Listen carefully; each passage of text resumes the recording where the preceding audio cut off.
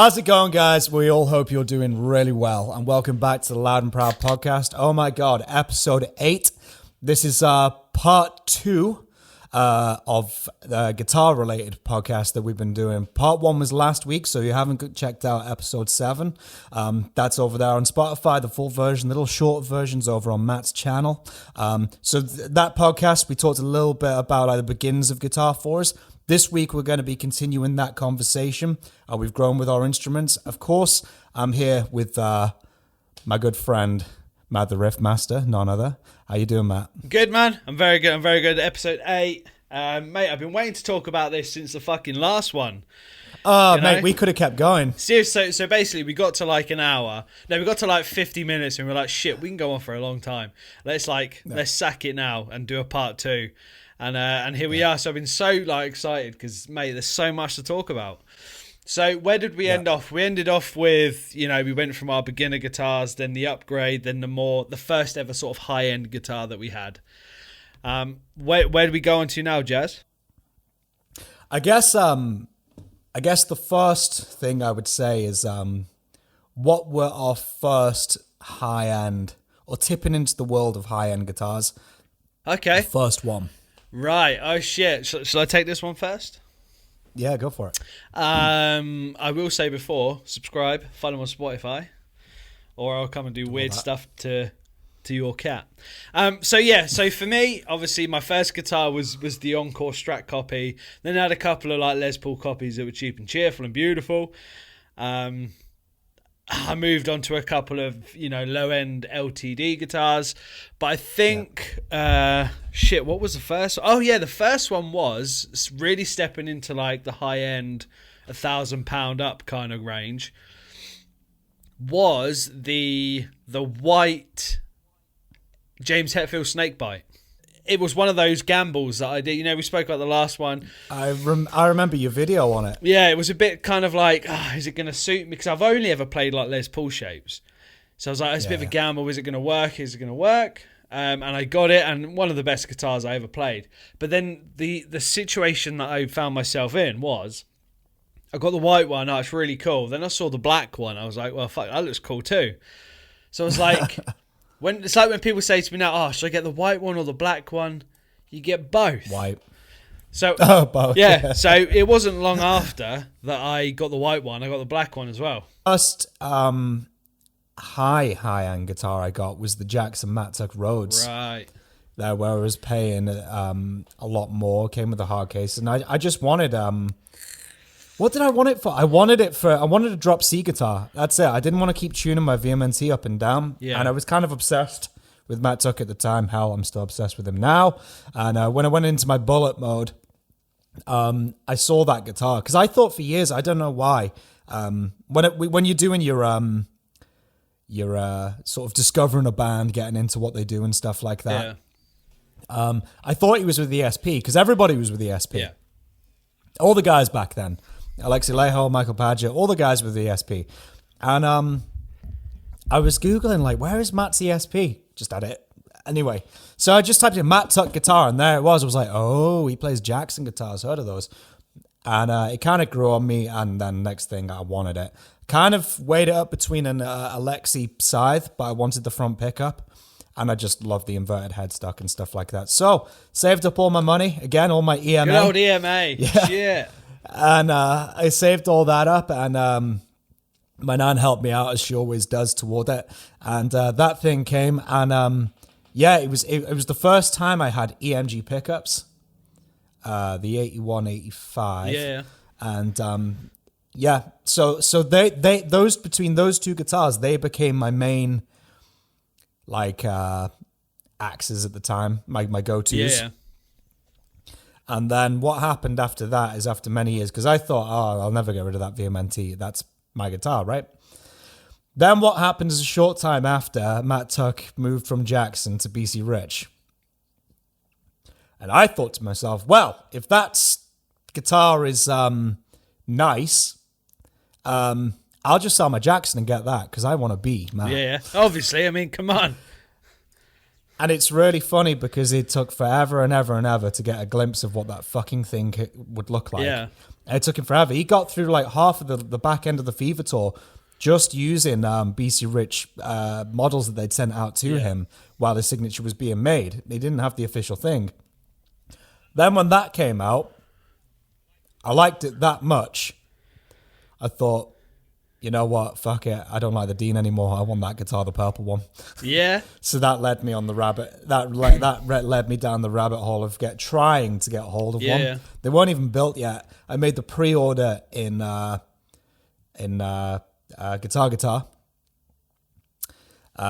and I waited a year. Kept emailing. Where is it? Where is it? I knew he told me. Yeah. He told me that it was going to be a long wait, but I was just like, where is it? Where is it? Where is it? And then one strange day, I was decorating at my nan and granddad's, and I got an email saying, "Hi Jazz, how's things? Your BC Rich is here, ready to go. You can send it tomorrow."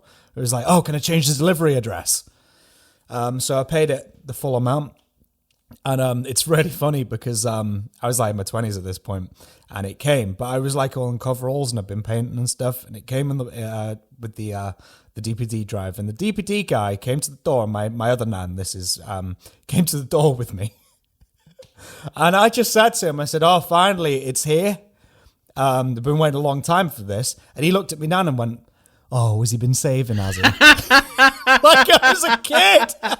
He like pat you on the head like, "Oh, he's a good boy. He's a good boy." Oh, has he been saving? Fucking hell. And then it's funny because as soon as I unboxed that guitar, I knew that was it. Yeah. Do you know what? I I remember seeing that BC Rich, and I was actually planning on getting one way back when. But I think around the time I was looking to get one, they'd been discontinued like everywhere. They were on the shelf. They weren't even on the shelves. Yeah. They were here and they were gone. As soon as I got mine, Matt moved basically, and they disappeared off the face of the planet. Do you know what? I think it was like I was looking for one. They were discontinued. Then I kind of like discovered your channel, and I saw you were playing one, and I was like, "Oh, I've never sucked a dick before, but well, that's it. But that guitar is pretty much what brought us together. Yeah. Because I remember commenting about it. Yeah. Mate, it's a stunning guitar. But yeah, no, mate, fucking, I'm desperate to get hold of that thing and play it so badly. Yeah, I am. It's special though because like there's not many of them. Yeah. And when I started doing my channel, I knew it was between that and the Jackson because the Jacksons are rare. Yeah. I have offers for my Jackson all the time. Well, because it's got that reverse headstock, innit? You can rarely find that one. Yeah. I had one guy offer me a considerable amount of money for that Jackson. He said, "I'm willing to drop X on this," and I was like, "No." Are you going to give us a number? Are you going to give us a number? No, I won't. Just in case he's listening, out of respect for him. But he offered me a hell of a lot of money for it, and I just thought to myself, "No, it's part of me." I got that guitar when I was 18, and that Jackson is pretty much what I developed a lot of my playing style on. Like a lot of me went into that guitar. All when Black Label Society, Children of Bodom, the other bands that I got into, when they hit, and I wanted to be Zakk Wylde and I wanted to be Alexi, it was that guitar that I learned all that stuff on. And then later on the BC Rich came, and then that kind of became my main sort of workhorse at that point. So things like snake bites and stuff didn't happen till way later on. Shit, man. Those were my main guitars for years. Shit. Fuck yeah. But no, I'm excited to get Jazz's Matt Tuck BC Rich through my Black Star. Yeah. And do something weird to it. If you're watching this right now, hit the subscribe button. Go follow us on Spotify. And what are we drinking? What are you drinking, Jazz? Amstel. Nice. I got a Coors Light. Yeah. Nice. And just remember, kids, just because the mountains aren't blue doesn't mean you can't go skiing. Right, so I just wanted to get that out there. I just thought of it, you know. Right, so obviously I moved on to the snake bites. That was a kind of real first kind of step. Jazz got the old Matt Tuck BC Rich stud. No, the Jackson was it? Sorry, the Jackson. Jackson, yeah. So for me, in England land, The snake bite, I think at the time when I bought it, was like £1,020. Yeah. Whatever that translates to in your currency, and I had them for a long time. I think quite a while. Years. That was like your thing. That was your channel staple mark. That was it, man. If I could get it back, I would. Great guitar, but then One that got away. And then I remember I was getting a huge fucking hard on for flying V's, right? You know, seeing Hetfield play his Gibson V's, I was like, that's real cool. And like Richie Faulkner as well. Oh yeah. And I was looking online, and this was the time that Gibson were bringing out their 120th anniversary range of guitars. So you had some Les Pauls, some Flying V's. Nice. And I looked at it, and again, do you know what? It was a gamble, because I can't go anywhere to try these, because like local guitar stores don't sell them. Everywhere else is like really far away, and back then I just couldn't be asked. I like to live on the edge. I like to make a gamble. That's what I do. And I was looking at this Flying V, the black one. The black Gibson 120th anniversary Flying V, white scratch plate. I was looking at it and I was like, oh, God, it's so good. Like, my reasoning was every guitar player needs a Flying V. Totally. Doesn't matter who you are, you need a Flying V. I was looking at it and I was like, mate, this thing is so cool. But then I was like, is it going to suit me? Is it going to feel good? Am I going to be able to like be comfortable playing it? And I debated it for a few weeks. And then one day I was like, nah, fuck it. Let's pull the trigger. I got it. And that's when I got the Gibson 120th anniversary Flying V. I think there was only like 400 of them made.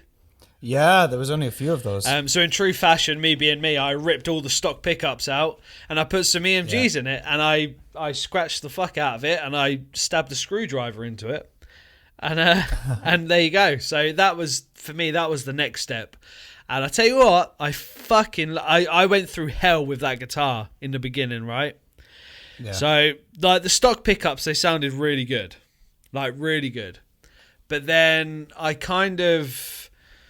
wanted to put EMGs in it, which I did, but I was going about fitting them myself.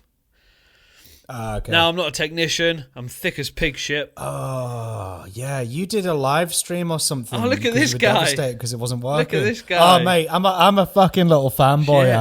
I am. Yeah, mate, I went through absolute hell because I fitted them. Oh, no, I tried to fit them, and it just wasn't working. Then I got them fitted professionally by a guitar tech.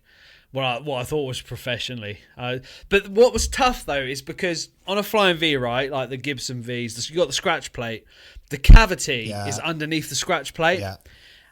And there ain't a lot of fucking space in there, especially on these Gibson ones, right? So imagine having to rip all the pots out, replace all the pots, but with EMGs, they're active, so you've got the additional fucking 9-volt battery. Yeah. So it was a fucking nightmare. Even now, I'm terrified about having to change that battery. Done it once, right? You've got to unscrew about 20 fucking screws of the scratch plate, take the strings off, pull the scratch plate up, but the way it is now, because of it's got the EMGs in, you take that scratch plate off. You know when people just shove everything in a cupboard to tidy up, but when you open the cupboard, it all falls out. You pull that scratch plate up, mate, fucking wires pop out. It's crazy. So I'm dreading having to change it. And I also... Spider-Man with the mop cupboard. Yeah. He goes out the mop cupboard. So it's a bit of a shit show. And I don't know if any of you noticed, on that Gibson V, there's actually a knob missing on the scratch plate. Yeah, there is. I've always wondered about that. So there's only two, so there's just volume. I was like, fuck the tone. Who the fuck do you think I am? Yeah. So I was like, just leave it off to save space for the battery. Because if I had that third knob on there would be a pot underneath. And where that pot... Oh, now you know. Where that pot would sit, right? If you look on the scratch plate, there's like just a hole and you can see the battery through it. The battery is like up against the scratch plate. That's the only place it will go. I've always wondered. Yeah. Always. That's crazy. So there you go. That's the story of why I'm missing a knob. But I've never I've never done any sort of DIY on my guitars, switching pickups or anything, because generally what they've came with is what I wanted. Yeah. Well, I mean, I played with the stock pickups in that Gibson, and they sounded really good, but They just didn't have that chug, that dirty grittiness. Yeah. I've actually still got them. Because you put that... did you put the headset Yeah, I got the headset. Right? And the Yeah, headset in that Flying V, for some reason, every Gibson V should have the headset in. Like, it doesn't sound like Metallica, it does, but in a Flying V, it's something about it. It's very... You can get some good metal out of it, because I have done, but it's also very rocky and bluesy.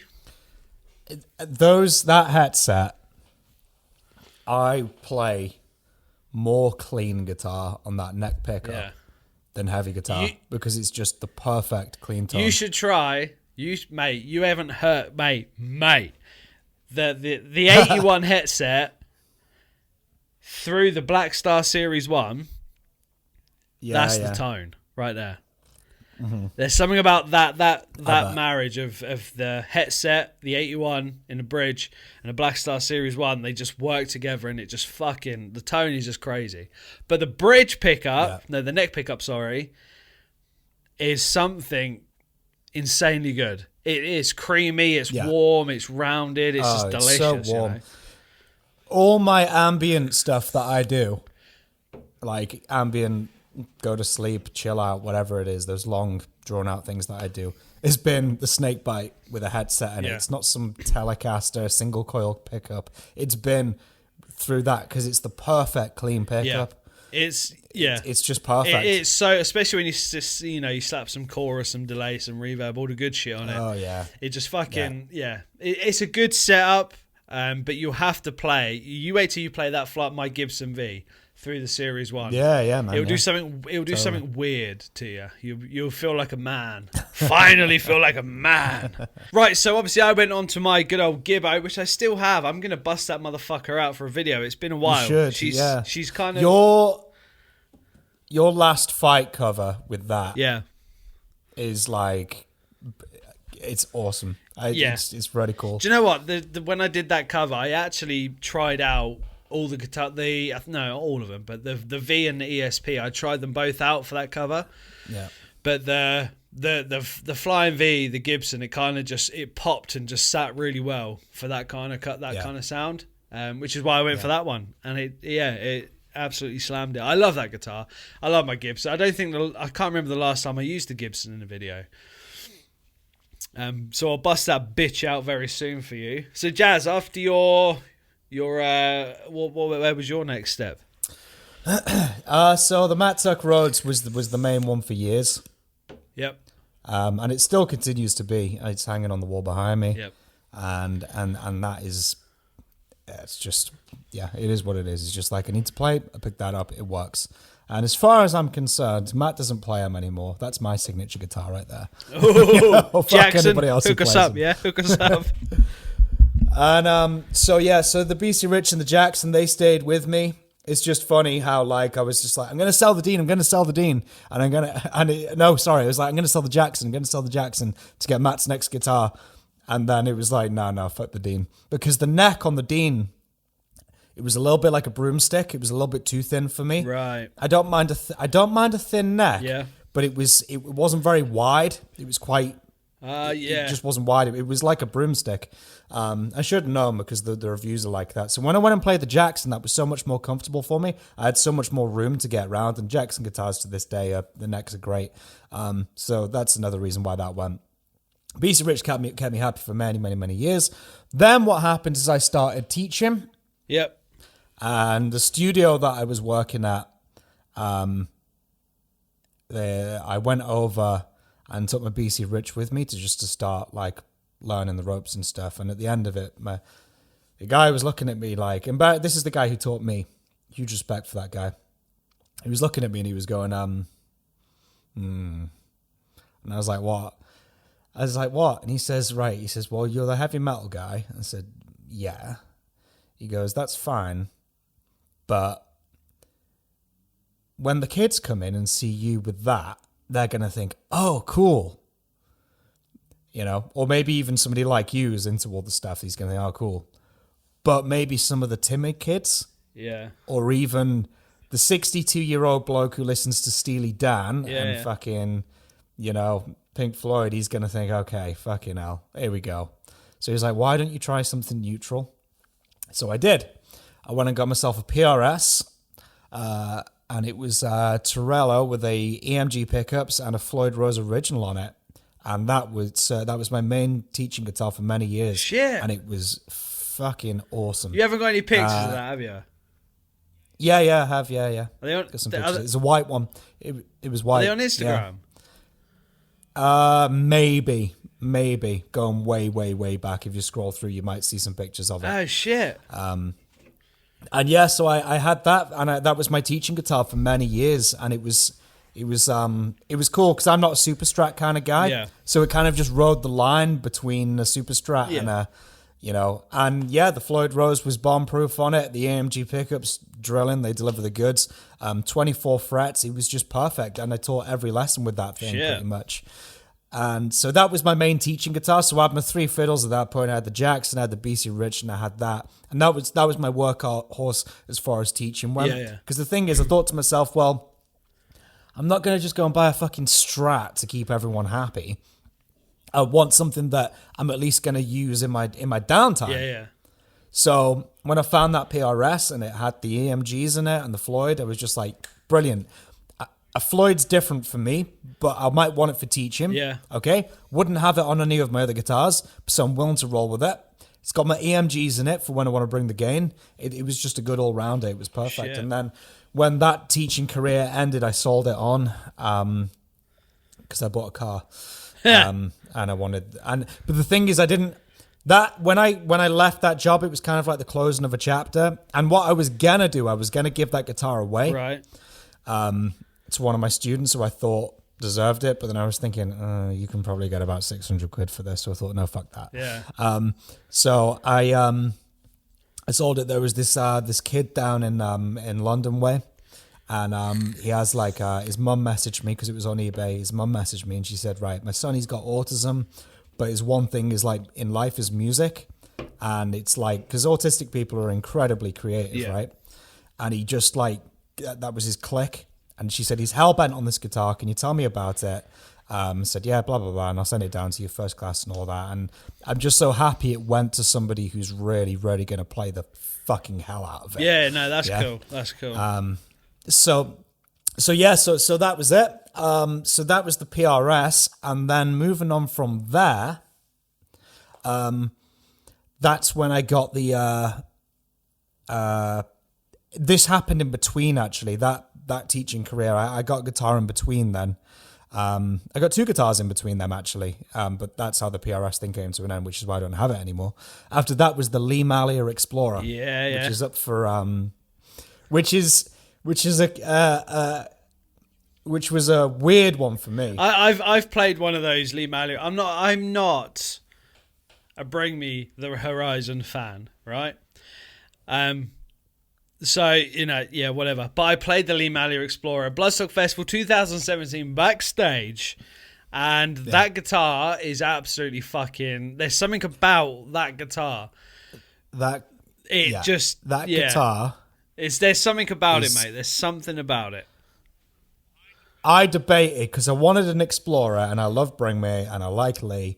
And I looked at it, but I was just like, oh, Epiphone. Yeah. I was just like, how I was just thinking, like, how can I go from these things to Epiphone? But the more and more I looked at it, it was so unique and classy. Yeah. And it wasn't the EMG loaded monster machine that I usually go for. And I was just like, man, it reminded me so much of Hetfield's Ken Lawrence in a way. Yeah. And I'm a sucker for binding. It's got all the binding on it and the gold hardware. So I bought that thing, and it was cheap as well. It wasn't expensive. And as soon as I got it, I loved it. And I will tell you now, without shadow of a doubt, that is the best sounding guitar I own. Boom. Look at that. Believe it or not. That Gibson pickup in the back. So it's got a Gibson pickup in the back. And a P90 in the front, and the Gibson in the back will tear your face. I put it up against my EMGs any day. There's something about it. It is so, like, hot, like, angry, but it's so wide. You know, like, not, like, really gainy and tinny. It's just wide. It just packs a punch. if you want to hear what that pickup sounds like, go watch my song Awaken, which is the music that's actually played at the end of these podcasts. If you're wondering what that is, that's my Awaken song. It's on my channel. If you want to hear what that guitar sounds like, my original song Awaken, I couldn't come up with a better title. That's what that guitar sounds like, and you know what? It's a monster machine, and I've had many good evenings of just playing on that. Yeah, man, it's so that's what came next. It's a great guitar. Like I said, I've played it. There was a video of me playing. I think I sent it to you, didn't I? The one of me playing Bless. Yeah, you did. Yeah, you did. Yeah, I played it through I think it was a KSR amp. Cool guitar. There's something about it that just it feels great. It sounds great. It's different. Yeah. So for me, I'll quickly touch on some guitars in between that I had then sold kind of thing. So I had the snake bites. I got the Gibson V. In between, after all that, I did own an Epiphone Zakk Wylde Bullseye. No. Yeah. Did you? This was before I got Instagram and shit. I think before YouTube as well. I'm not sure, but I got it. Because some guy's kid wanted to go to Download Festival. He needed money. He sold it for like 200 quid. Yeah. So I was like, boom, done. Big into my Zakk Wylde then. But I bought it home, and do you know what? As much as I love Zakk Wylde, and I love that His guitar, guitars are unplayable. I remember looking at the Bullseye when I was like a kid in like the guitar magazines, Total Guitar. Yeah. They'd have like GAC and all the shops and shit. I'd look at it like, fuck, one day I want one of them. I got it, and as soon as I started playing, I was like, nope. Regret instantly. Nope. The neck is like a fucking baseball bat. Baseball bat. Yeah. There you go. Yeah, and that's really funny you've said that. I'll tell you why. Yeah. When I was going to buy the BC Rich, I was weighing it up against his it was the Vertigo one. Do you remember the Vertigo Gibson that came out? It wasn't Epiphone, it was Gibson. Yeah. The only reason why it was a low end Gibson is it didn't have proper mother of pearl inlays. They were like these plasticky things. Other than that, it was a solid Gibson guitar for the same price that I paid for the BC Rich. And I got that thing. There was the three guitars I was weighing up, actually. The BC Rich, the Gibson Zakk Wylde Vertigo, and then the Snakebite, the white one. I couldn't play the BC Rich because they weren't even fucking built. So I went and played the Bullseye. And I had the money there to drop on it at the time, and there was just something that was saying, don't do it. I tried to climb the neck, and as I tried to climb the neck, it was like... Yeah. It's just impossible. Mate, it's I can't remember what I did with mine. I sold it somewhere, obviously. But yeah, I was gutted because I loved the guitar, but I wasn't comfortable playing it. Yeah. And it was pointless keeping it if I'm never going to play it, you know. So I dropped money. I had that. I had an Epiphone Les Paul Prophecy, for those of you who know what that is. Did you?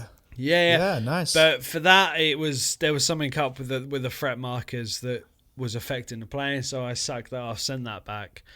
I've had this. Well, I've said this in the podcast. I think the LTD V50, White Flying V. Yeah. So I've had a few, but then the one and only. Yeah. Was fortunate enough to hook up with Granger guitars. Yeah. So I went to a guitar show. I started chatting with these two guys, Gav and Daz. Daz and Gav. Gav and Daz, if you're watching this, I love you hard. I love you so much. I love you so, you're so cool. They're both absolutely amazing dudes. You guys have seen the quality of the Granger guitars, that I've had on the channel and that you see on Instagram, for those of you that follow them. And I was like, right. I was searching one day. I was like, I want a new guitar. I was big on my Gibson V at the time. I was like, I want another Flying V. Nothing on the market was really, really tickling my pickle. It was all either too fucking pointy or just fucking shit. I was like, no. The Gibson stuff as well, it just wasn't doing it for me. This was the time they bought out like... these Flying V's, they just didn't look great. It was like the black Flying V with no scratch plate, and I just didn't like it. I like that old school kind of Gibson Flying V look. So I was like, I sat here, literally where I am now, went on the computer, And I downloaded. I was like, fuck, if I can't find one, I'm going to fucking design one. Yeah, and I got this template up of a Gibson Flying V, like a traditional Gibson V. And I made a few adjustments. You know, I changed the headstock a bit. I took one of the pickups out, blah, blah, blah. You know, I put the chug inlays from 1 to 4. Yeah. And I was like, wow, that looks cool. I was like, oh, how cool would that be? But then I was like, Granger. Picked up the phone. I was like, hey, guys. And do you know what's great? I said to them, I was just like, look, guys, I know the models you make. I know the kind of guitar you make. I want a guitar made, and this is what I want. I sent it to them. I went to visit them at their warehouse, and we sat down. We had a talk, and they were like, "Oh yeah, fuck yeah, we can do it." And we became really good friends. And I love those two so much. They're fucking, the work they do with the guitars is just insane. And I gave them the design. Boom, there we go. And they worked on it. I got loads of pictures on my Instagram of, you know, the story of where it started when it was just a fucking square slab of wood to how it became. And do you know what's great is they designed it exactly how I wanted it. And it's precisely the same as that schematic drawing that you put up originally. It is spot on, and that's when we now have the Chug V, which is the Matt the Riff Master signature guitar, number 1 in the world, the only one in the world. And you know, I was like, when it came to like, you know, the design of it, I was like, right, I've got guitars for like clean tones. You know, I got my ESP, it's got a neck pickup. There's the clean tone. I got the Flying V, it's got a neck pickup. That's the clean tone. But I just wanted something that was just balls out, you know, fucking nuclear destruction. So I was like, one pickup, just one fucking bridge pickup. I don't use a neck pickup very much. You know, this is a riffy guitar. And that's why we went for the one pickup. They designed it, they made it, and it is what it is today. You've heard it, you've seen it. Yeah, the devil is in that guitar. Yeah, so it's funny that he says that. So when I played at the Birmingham Guitar Show, you may see the footages from my track that I did called Obliterate, which I think was quite fitting because that guitar just fucking... Just send me to Afghanistan with a fucking PA and a Black Star and a Chug V, and I'll fucking destroy the place. So me and you guys may know Carl Golden from YouTube. Do you know Carl? You know? You don't? No, I don't actually. Check him out, Carl Golden on YouTube. He's fucking amazing. I will. Great guitar, really good guitar player. Well educated. He knows his shit. Fantastic guy. He was doing the setup at the Ernie Ball stand at the Birmingham Guitar Show. And I strolled along, you know, little old me. That was the first time that I really properly played that guitar. That was kind of like the big reveal. I went to their warehouse a few days before to obviously pick it up. There's a video on my channel. You can see that. But the Birmingham Guitar Show, I was doing some playing at the Granger stand. Then I went and did a performance at the Ernie Ball stand. And he was trying to set up tones and shit. And he's like, what about this? I was like, da-da-da. No. Da-da, no. And then we found one. There was probably like high gain metal shit. And I was playing and I was like, yeah, that's fucking it. That's it. And he's like, yeah, but it's peaking. It's too. I was just like, well, fuck, do you want me to do? And I was like, sort it out for fuck's sake. Dan, who was the guy that worked for Strings and Things, who was my old hookup for Ernie Ball Strings. Dan, love you. He's the guy that wrote blogs on me on the Ernie Ball website. Yeah, right. I'm on the Ernie Ball website twice. The artist page and the blog page. There's a couple blogs of me where we did like a phone interview. But he comes up to me and he goes to me, the devil is in that guitar. I was like, what do you mean? He's just like, it's just peaking. It's just insanely just like over the top. I was like, nice. There we go. Because it's the EMG 81X you've got in that as well, which is tear your face off. The EMG 81 is really good. It's bitey, it's heavy, it's chug. The EMG 81X has got an output to it that will just absolutely, like, you know, in America, in the White House, they've got the red button. Yeah. So when Joe Biden, which I don't think it'll be him because he's like the first president that could die from like the common cold because he's really old, right? Yeah, but he's bad pacifist. Whichever president presses that red button, you know what happens? I get a text message. You know, and they're like, right, bring it. We need the Chug V. We need a Black Star. We need to fucking bomb some shit. So that's moving on. That was the Chug V, my signature guitar, which for me is a huge thing because growing up, all my favorite guitarists had signature guitars. Yeah. So it's like, how cool has that got to be to have a guitar that's yours, associated with you? Huge. So to have that opportunity, to have a guitar that's the only one in the world, it's got my, my initials on it, MTRM on the truss rod cover. And it's the only one out there. And I tell you, it's one of the best playing, best sounding guitars I've ever played. There's one thing, though, it's not for everyone, because that motherfucker is heavy. Yeah, I like it that is an guitar, absolute solid chunk of fucking wood, right? But proof is in the pudding. You guys have heard it, you've seen it. That thing. So Granger Guitar, shout out to you. If you guys want a guitar made, something a little bit special, hook them up. Follow them on Instagram, Granger Guitars. They will sort you out. And Granger Guitars, if you're listening, let's talk. Yeah. Have you thought about messaging them? I've got some ideas turning. Not yet, no. Plant the seed, mate. Do it. I make sure to like all the posts and stuff. Like they know who I am because Granger Guitar Parts follows me. Because they've got Granger Guitars, but then they've got Granger Guitar Parts, 2 Instagram accounts. Guitar Parts follows me. So obviously they've got an idea. I think they sort of know, not who I am, but they know of me. And if they watch you, obviously they'll probably have seen that we do stuff together. But I've got a very special idea. We're going to make that happen. But guys, go follow Granger Guitars on Instagram. See some of the best looking guitars I've ever seen and I've actually ever played. Yeah. The workmanship that goes into them is just second to none. Next level fucking... Yeah. And another thing I'd say, because like a lot of the Granger stuff that's on Matt's channel is these really exotic looking...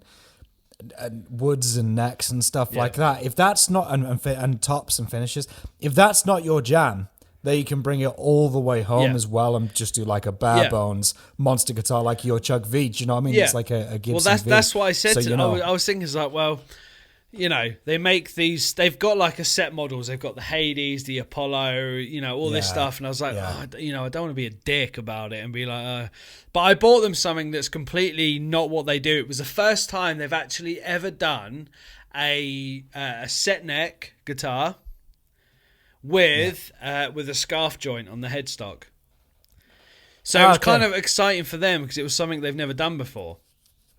Yeah, for the challenge. But fuck me, they absolutely nailed it. Granger Guitar, shout out to you. I love you. I'll be seeing you very soon, and we can go out and we can get super weird. Okay, so moving on, Chug V. I got that. That's kind of me peaked. I'm obviously endorsed by Granger Guitars. I'm thinking of getting the Chug V a sister or a twin. Yeah. Which is going to be white. But we'll go from there. Granger Guitars, we love you. Go follow them on Instagram. So Jazz, come on. Give it to us. Where was your next steps with guitars? In the middle of all that came the snake bite. Obviously, I was, I don't know. I got the snake bite at a pretty dark time, and I just wanted to feel good. And so I just thought, as a matter of fact, what I was doing was I was saving for either one of 3 things or 2 things. I was either saving for a new car, or a camper. And none of those happened at the time, but I saved up over $1,000. Okay. And I thought, fuck it, I want a snake bite. I just want one. Yep. I played one. I know what they're like. I played one in the past. I just want one. And I thought, okay, I'll go and buy it now. No white snake bites. As a matter of fact, no snake bites anywhere. Great. Okay, now what do I do? Good start. So I searched and searched, and I found this shop, Blackpool way, that had one, but it was B stock. And I was like, why is it B stock? Well, I think there was actually a time where the snakebite came out with the standard 8160 pickups in, but then they kind of stopped them, didn't they? And then they came back with the headset. Yeah, and then they disappeared off the face of the planet, at least in the UK anyway. And I just couldn't get one anywhere. And I wanted a white one, didn't want the matte black. Black ones are impossible to find. Yeah. They're also terrible for filming videos with. Oh yeah, I bet they are. Yeah, That's why I never filmed my black snake bite, because it was just so reflective. Ah, that makes so much sense now. Man, See, I always wanted. This is great. This is great for me. I'm finding out all the stuff. I'm also a woman, but yeah. I wanted. I wanted a white one because I love white guitars. And the Jackson Rhodes is white, and I just love white guitars. I wanted that guitar. Found one B stock in Blackpool way, and I was talking to him on the phone, like liaising with him, like trying to figure out what's going on. I put a deposit down on it because it was somewhere else. They had to get it to them, and for some reason it took forever, and it was around Christmas time, and I said, like, where the hell is it? You told me it was going to be here. I said, oh, sorry, we've only just got it in. And I spoke to the manager, and I said to him, I said, be honest with me. I said, why the fuck is it B stock? Does it have knocks on it? I don't want bats and dings. I like my guitars to be pristine. I know I'm just that way. That's how I am, especially if it's fucking new. And if there's any knocks on it, I want to put them on there myself. So he said, I'm telling you now, I've got this in my hand. There's nothing on it. It must have been ex-demo. That thing has been sat in a storeroom for years. I was like, what the fuck's wrong with it? So it came, and the only thing that was wrong with it was the pickups were the wrong way around. Oh shit. So this was a 2013 model, which must have came with the EMG standard. Yeah. So they've obviously had it, put the headset in it, and then done it the wrong way around, and that's why it's B stock, because nobody's been asked to reverse Some them. small Chinese lady made a big mistake. Yeah, absolutely. Right off the factory line. But somebody's done that themselves anyway. So because I had no previous owners, it was just ex-demo, and so I just had those reversed. And yeah, it's a bit of a rescue guitar, perfectly good snake bite that lots of people would dream to own, just sat there rotting in a container or whatever it was somewhere, and all they needed to be doing is just those pickups, just swap them around.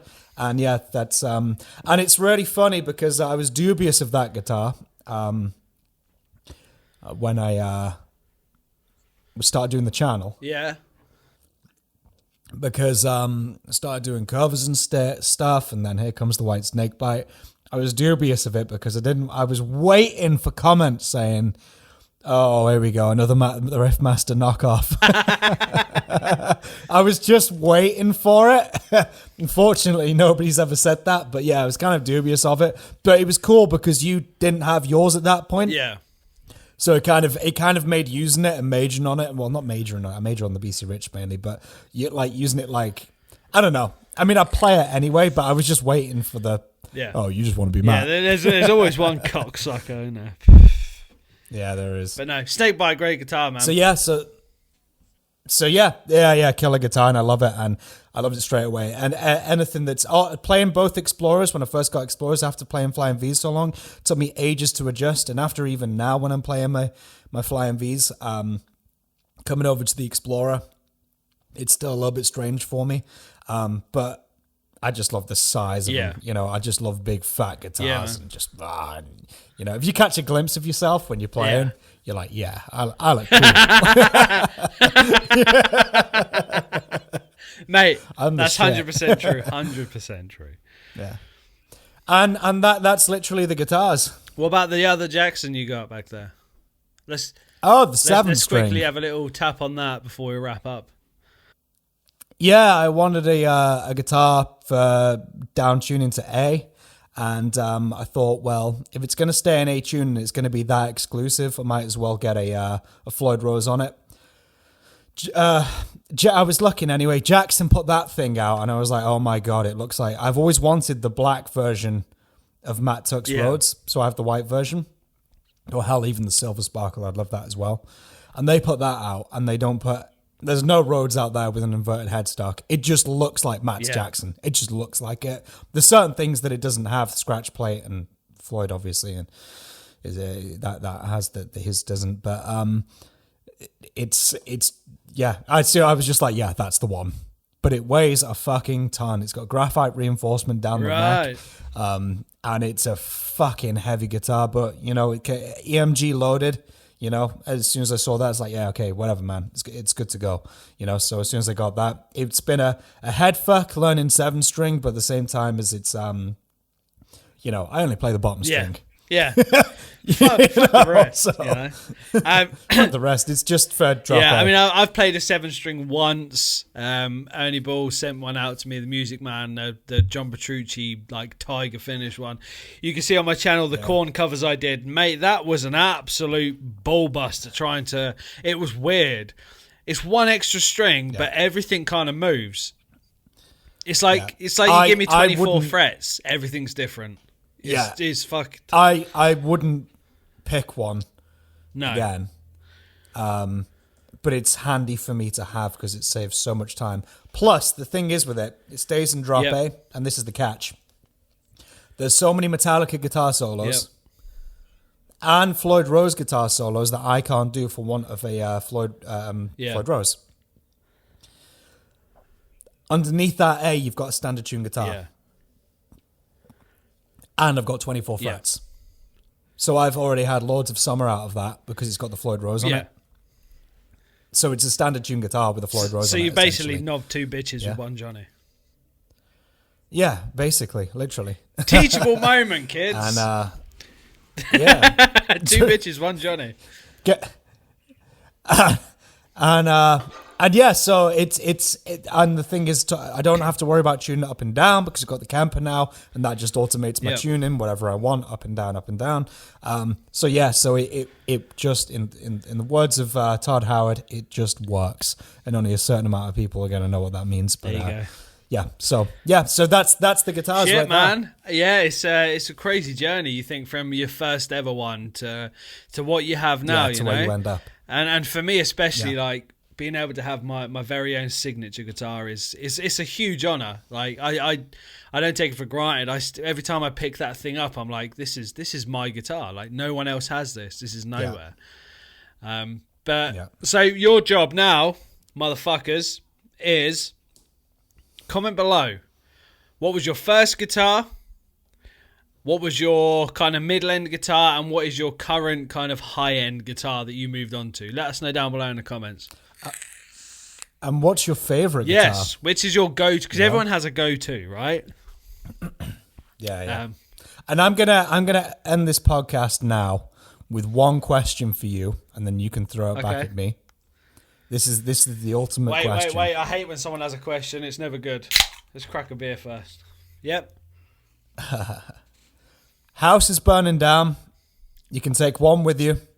Which one's coming out? Chug V. Don't even have to think about it. Literally, Chug V. Yeah, I don't. If my house is do you know what? I'm pretty dedicated to the things I love. If my house is burning down, I'll grab the Chug V. I'll grab one other one, and I'll grab an amp. I will fucking push myself to my limits. But as far as guitars, the Chug V will come with me because that's my guitar, man. That's the Matt the Riff Master signature. Now, what about you, Jazz? I've just come to your house. I'm like some weird hooded up kind of guy, and I'm like, oh shit, petrol bomb. Petrol bombed your house. What are you gonna do? It's tough, but yeah, it's the BC Rich that's coming with me. Mate, I knew it. And the bitch of it is though the Jackson.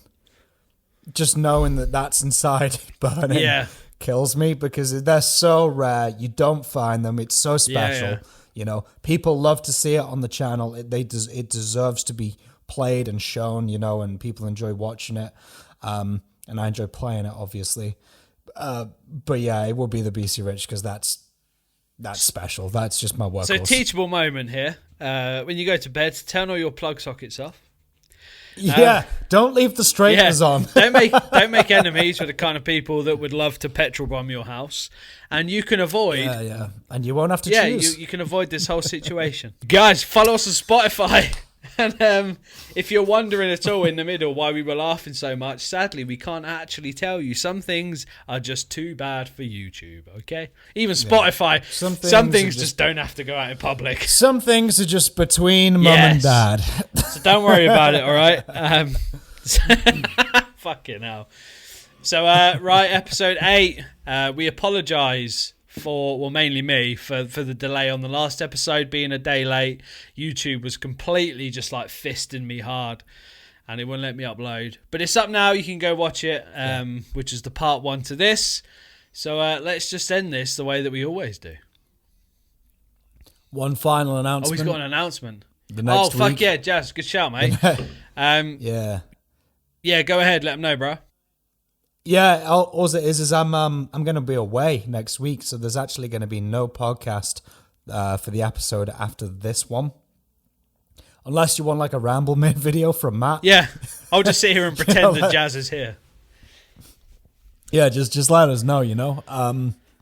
But we will be back in full swing the week after when I'm back. There we go. Liability. There we go. This motherfucker just fucking shit up. No, it's good though, because obviously I fucked up 2 podcasts already, so. Well, I wouldn't mind, but I don't even know where I'm fucking going or what I'm doing. It's my birthday and my girlfriend's got all this crazy shit planned for me. Imagine. So I don't even know. Imagine, right? Oh, I'm going to be like, I missed the podcast for this. Imagine, right? I'm going to be sat here. It'll be like Thursday or Friday. We're like, just sat here, just pretending because I feel lonely. We're like, Then all of a sudden, there's a knock on the door. Jazz walks in, you know, the fans come on, his hair's blowing in the fucking wind, and then you get to see an hour of 2 dudes making out hardcore style. That would be a wonderful birthday. Maybe Shit, next year. there we go. Right, let's go. wrap this up in true loud and proud fashion. Follow us on Spotify. The link will be below in the description. Comment below, all that cool shit. Subscribe to our channels. Definitely go subscribe to Jazz, because this motherfucker knows what he's doing. If you want to learn to play guitar, go to him. He teaches guitar and he's patient and he's good. Don't come to me to learn guitar in a lesson, because I will slap you. Yeah.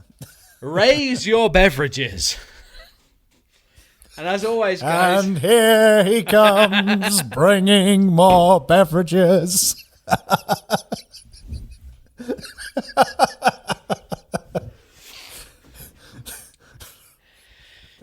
If you have a drinking problem, Matt the Riff Master and Nihilist92 are not liable for any lawsuit or any issues that you may uncover while watching these podcasts. And if you decide to start drinking heavily, don't worry. Fuck the man. Raise your beverages! Jazz, you can have this one. Okay. What's the order? Is there a third one? I don't know, but it goes something like this. It goes a little something like this. It goes, no, it goes, rock out, be awesome, and see ya! Chug!